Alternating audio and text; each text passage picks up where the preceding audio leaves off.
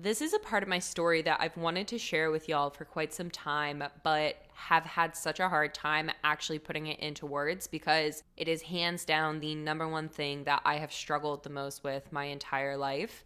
And for that reason, I think it's only fitting to talk about it today here on the No Bullshit Manifestation Show and get super vulnerable with all of you. So today on the podcast, we are going to be talking about my body acceptance journey and what it has looked like over my lifetime to get to the place where I'm at now and how it's completely impacted my life and my manifestations because of it.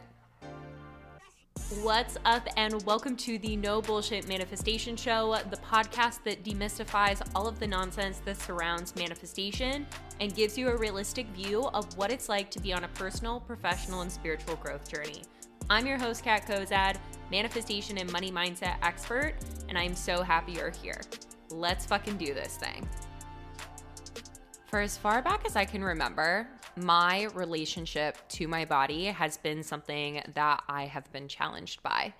And this is something that I've never talked about really here on the podcast before because it's still one of the most vulnerable areas of my life and something that I am continually working on. And in the past year, I've definitely gotten to the best place that I've ever been with my relationship to my body and my appearance as a whole.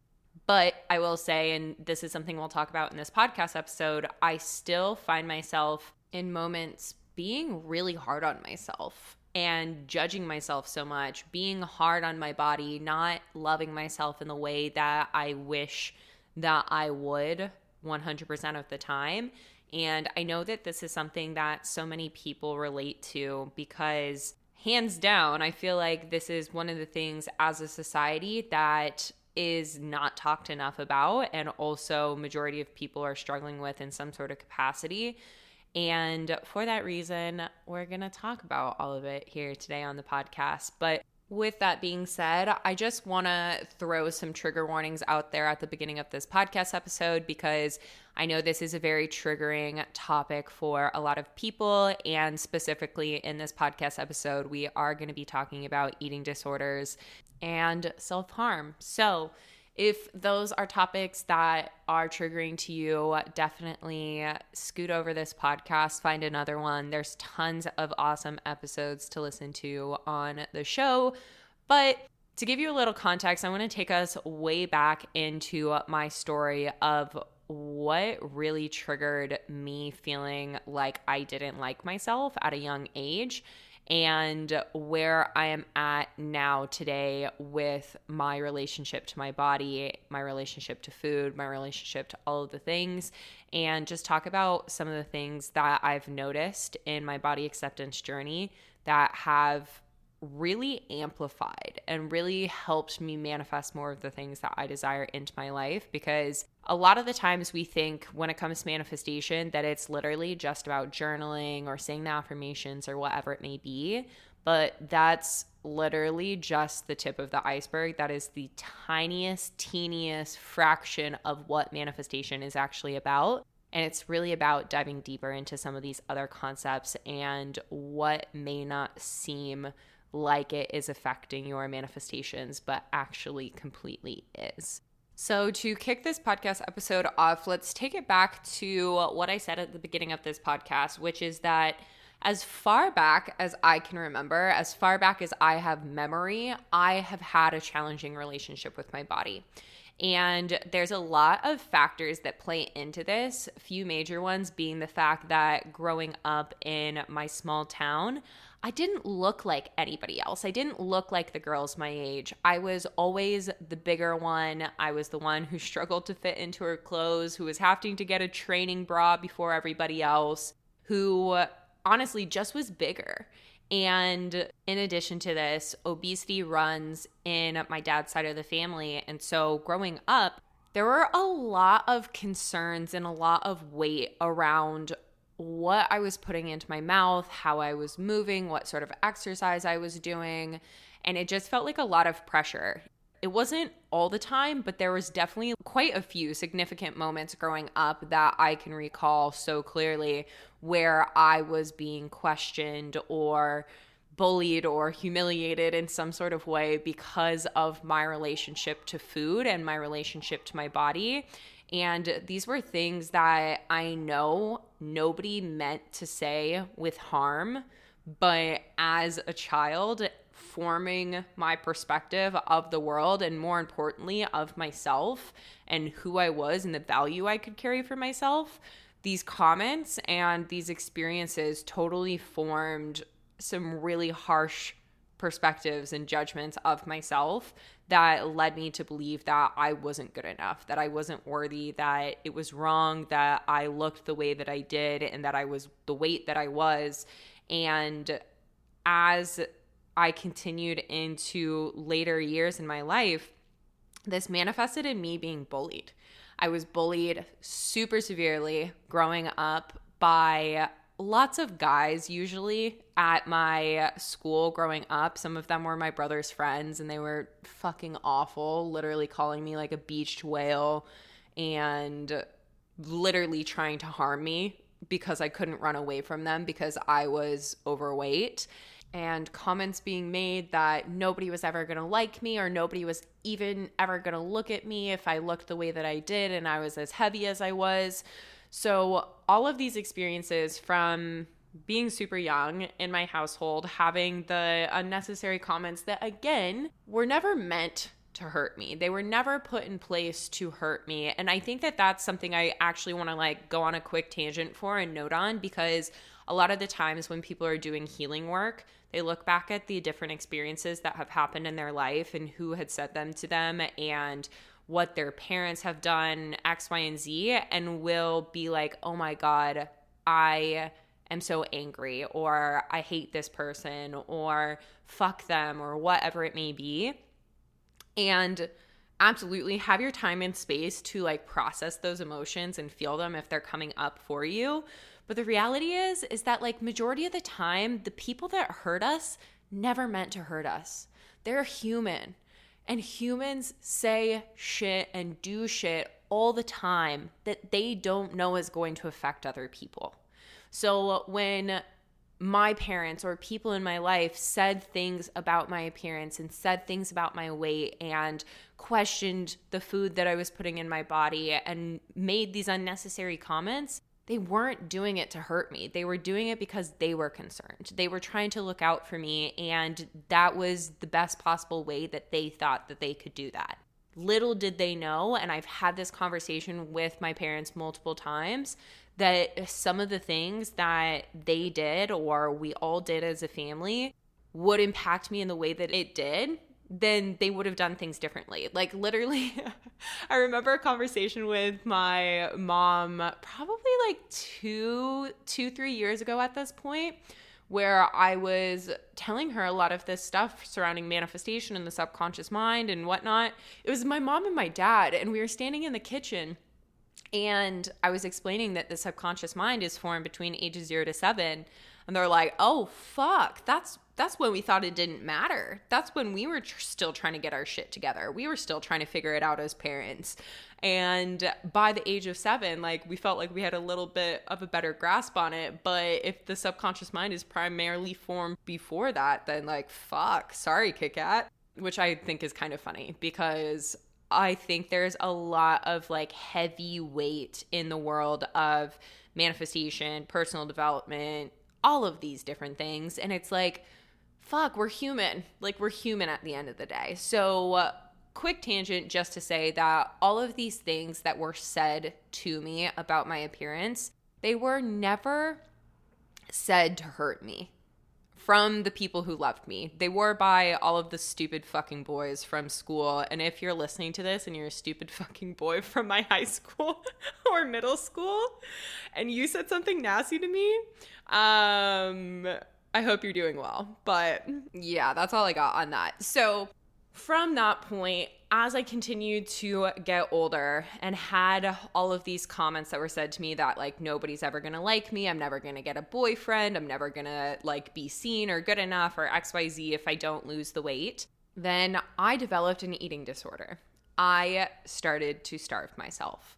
I literally would only eat like less than 600 calories a day, and then I would make sure to run all of it off. And I became addicted to exercise. And no matter how many calories I put in my body, always underneath 600, I would ensure that I was burning at least 3,000 calories a day. And so I went from the girl who was overweight, who was bullied for her appearance, whatnot, to then the opposite end of that spectrum. And it wasn't until my best friend's mom reached out to my mom and was like, I'm really concerned about Kit Kat, that I even realized that that was something that was bad or something that was wrong or something that was affecting me. I don't say bad in like, bad, you shouldn't do that, you're bad. It's like bad in the way that it was harmful. It was hurting me. I wasn't even aware of the fact that that was hurting me. I just was so desperate to lose the weight because I had such a fucked up perspective of who I was and what I could or couldn't have because of my weight. And so once I realized that that was something that was incredibly harmful to my body, I found myself slowly but surely finding my way to just like classic diet culture, where I was constantly on some sort of diet, constantly trying to figure out how I can continue to lose weight, but not in the way of starving myself. And I really just like maintained that addiction to exercise and dieting and whatnot all throughout growing up until I turned about like 19. And I think at that age I had started drinking. And because I started drinking, then I started to have like the nights where I would binge on pizza and all of the other shit and whatnot so that I could try and quote unquote sober myself up, even though that doesn't work. And at that point, alcohol had become like such an escape for me from how shitty I felt inside of my body. So instead of trying to change my appearance and focusing on diet culture and whatnot, I really just started to drink. I started to party. I started to spend most of my time figuring out how I could escape what I was doing or what I was inside of this like uncomfortable experience inside of my body. And that led me to then gaining back all of the weight that I had lost and finding myself in just like this toxic cycle, if I'm being completely honest, of like losing weight because I was restricting and falling into diet culture's protocol. And then once I had just completely had enough of diet culture and restricting myself and feeling like shit about myself and feeling like I had to do so many things to change myself in order to be worthy, then I would go back to the opposite end of the spectrum and not care whatsoever about what I put inside of my body, not care whatsoever about how I was treating myself, not exercise for like years at a time and gain the weight back. And this just continued to perpetuate this feeling of like, no matter what I do or where I'm at or who I'm trying to be, my body's not going to allow me to do that because my body is the thing that has caused me so much pain all of my life.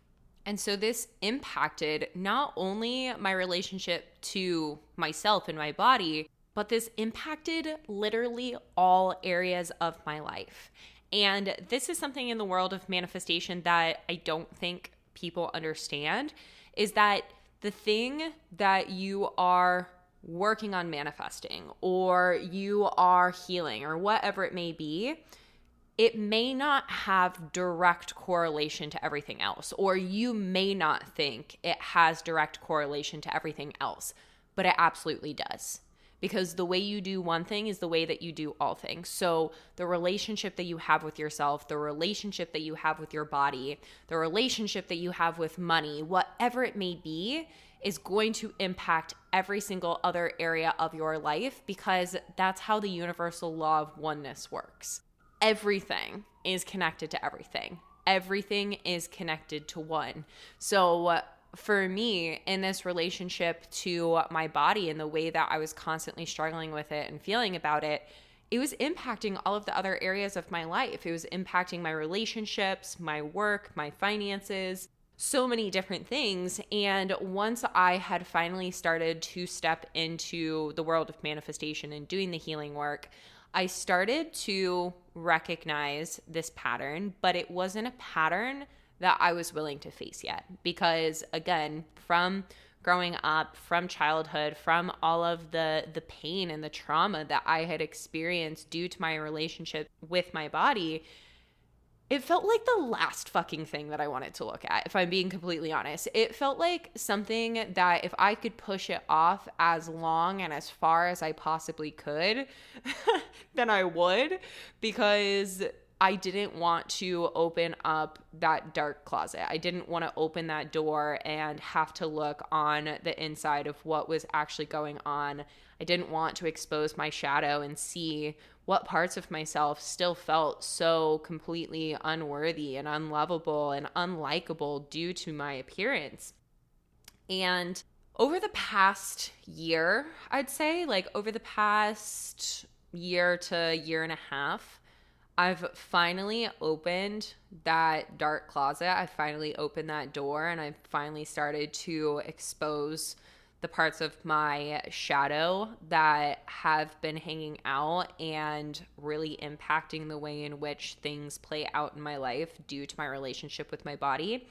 And one of the biggest things that I want to note on is that it felt awful. It felt awful to do that. And a lot of the times when it comes to going on any sort of healing journey, especially given like Instagram and social media, we see it as like this beautiful thing that somebody's going on a healing journey and releasing all of these past traumas and X, Y, and Z. But like, fuck, positive change hardly ever feels positive at the get-go. Like, let's be honest, y'all. Positive change hardly ever feels positive at the get-go. And this did not feel positive to me. And in starting to uncover it, one of the most major things that I noticed was that I was still holding on to the identity and the persona of the little fat girl. And I'm literally going to call her that because that's the way in which me working through this and seeing her and identifying her has really allowed me to understand the habits and the behaviors of where it's come from and why I still hold on to, in some sort of capacity, that identity. And as I've worked through this with my life coach so many times, shout out Kian, the thing that always stems back to any sort of challenging experience or thing that I'm having a hard time moving through or disbelief that I have is the little fat girl.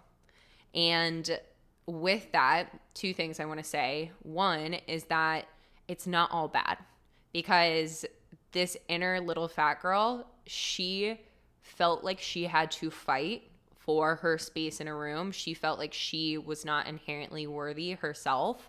So she gave me a lot of fucking power. She gave me a lot of determination and grit to go after what I want and be able to work hard and prove that I am capable of creating things regardless of my appearance. And she has also always had this like underdog mentality that wanted to come up on top and wanted to be with the top dogs and wanted to prove again that she was capable. And I think that if it wasn't for that inner fat girl, that part of my inner child, the underdog, the one who thought that she wasn't inherently worthy, I wouldn't have necessarily tried to create the level of success that I've created in my life.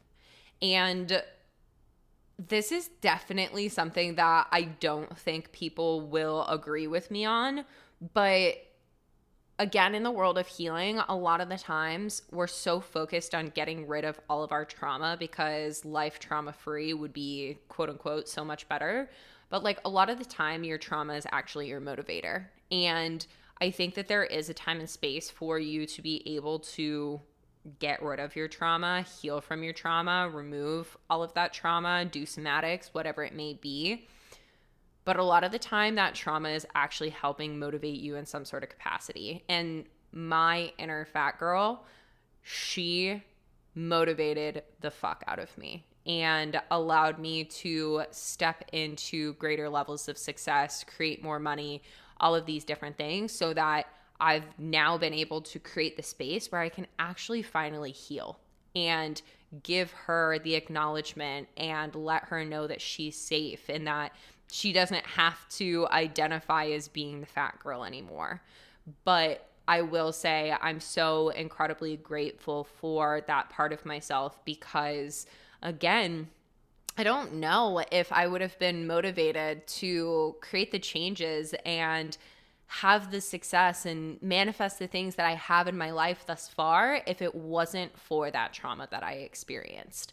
And I know that that's the case as well for so many people, that some sort of traumatic event or some sort of limiting belief or experience in their life isn't actually stopping or blocking them from going after what they want or receiving what they want. It's actually motivating them. And I think that that's something to honor and also know that there is a time and place that you can finally put that armor down and you can recognize that you are worthy and you are capable without whatever it is that you've been using as that mask or as that armor to move you forward. So that is the first thing. LOL, very long-winded.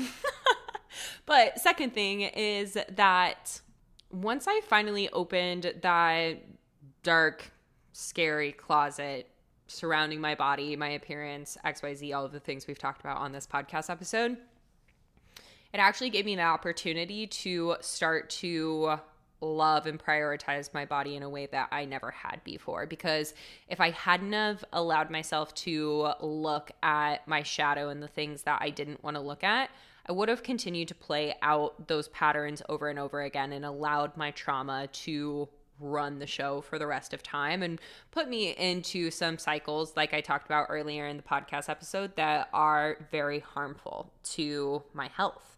And once I finally started to address these different things, it felt like the universe just started to hand me all of the right resources to support me in creating a different relationship with my body, to create a more loving, accepting relationship with my body, starting with working with a health coach and actually learning how to physically take care of my body and honor my body in a way that's going to holistically allow me to be the version of myself that I really want to be without feeling as though I'm having to depend on diet culture or excessive exercise or any of those things, and really just take care of nourishing my body, nourishing my hormones, and honoring my body as a woman. And then the other half of this was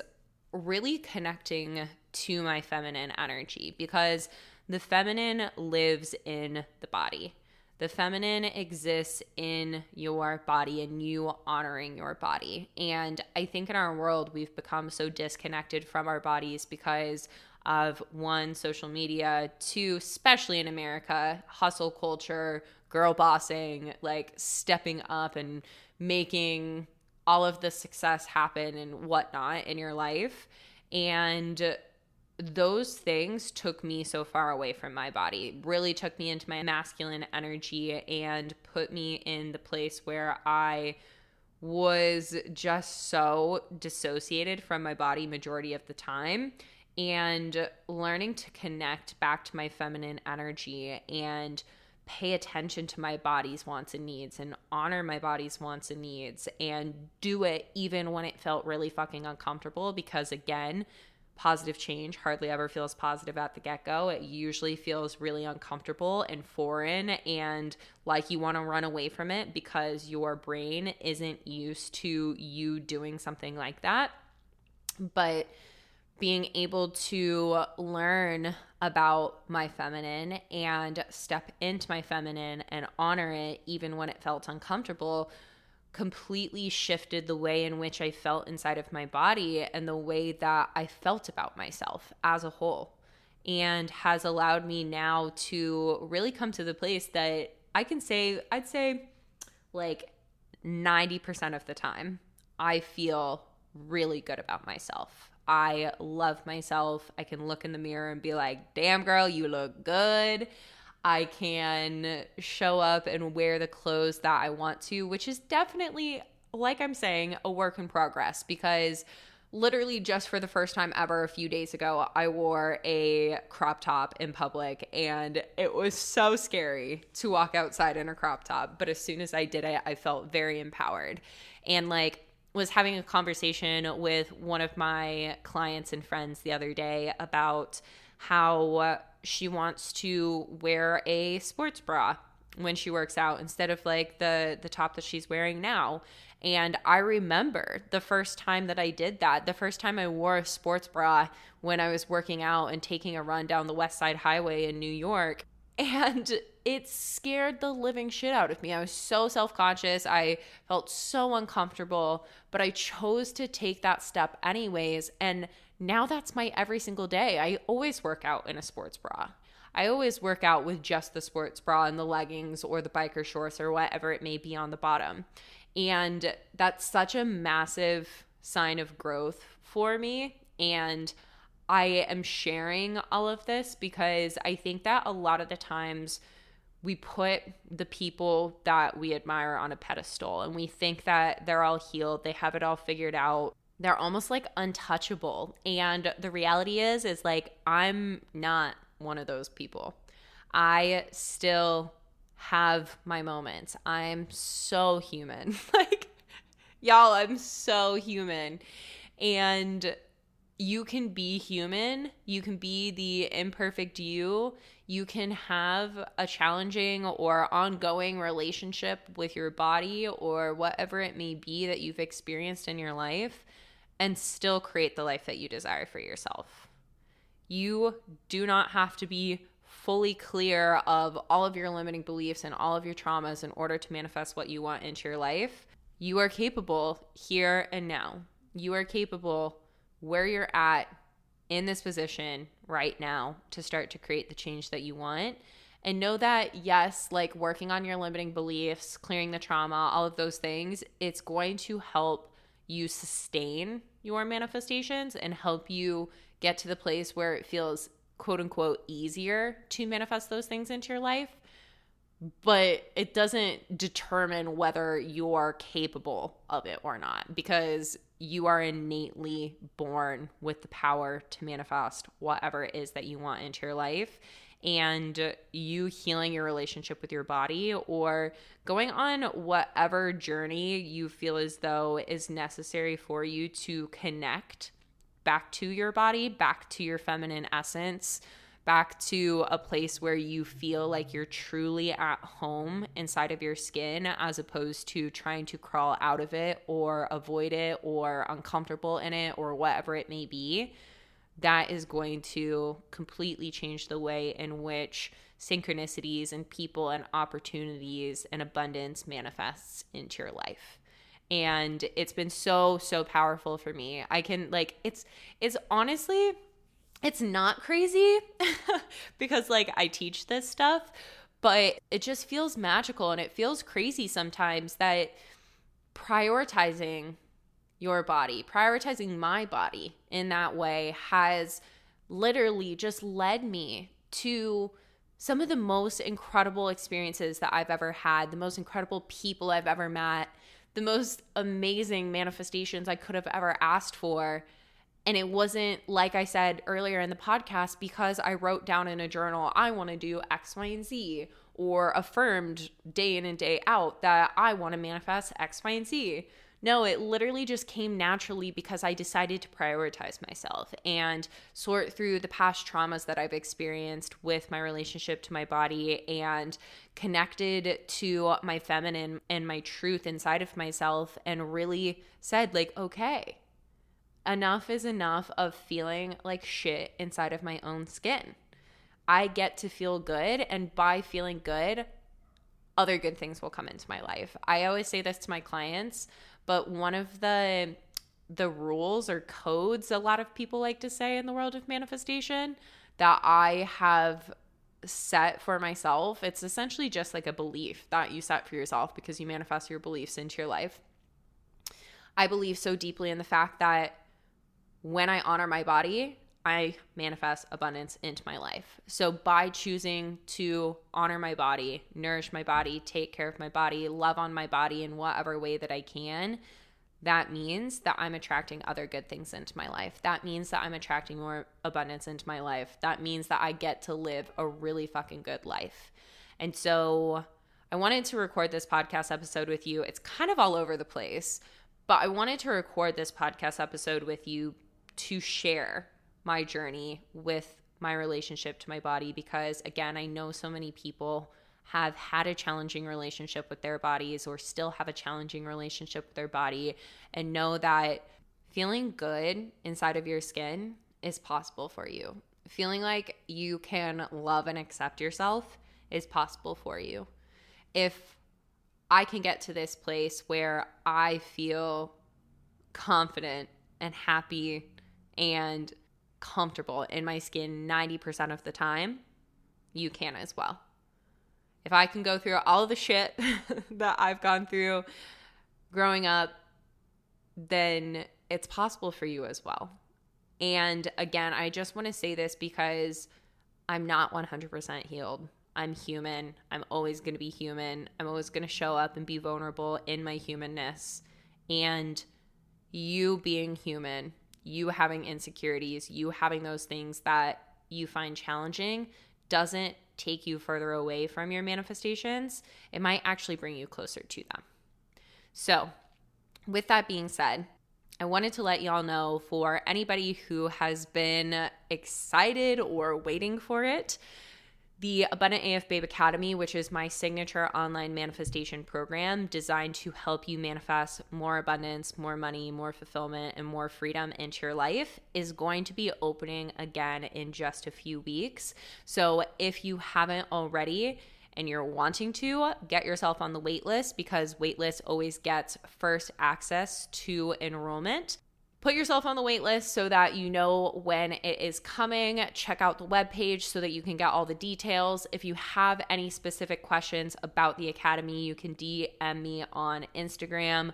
But if you've been wanting to do the Abundant AF Babe Academy, or this is the first time that you've heard about it and you're like, oh yes, this is something that I want and need, definitely put yourself on the wait list, because this is going to be the last round of the academy that's being run in the capacity that it is right now, with the amount of support and direct access that you currently have to me. The academy is going to run again after this round, but you're not going to have as much direct access to me. So again, if you're wanting to get in on all of the goodness that the Abundant AF Babe Academy can offer you, definitely put yourself on the wait list for this round. It's going to be fucking incredible. And with all of this being said, I'm just sending you all so much love. If you resonated with this podcast episode, I am sending all of my love to you, and just my heart goes out to you because I know how hard it can be. I literally had to stop this recording for a second and have some tears roll down my eyes as I was talking about some of the things that I experienced as a kid. And just know that I see you and I love you, I support you, and I will chat with you on the next podcast episode.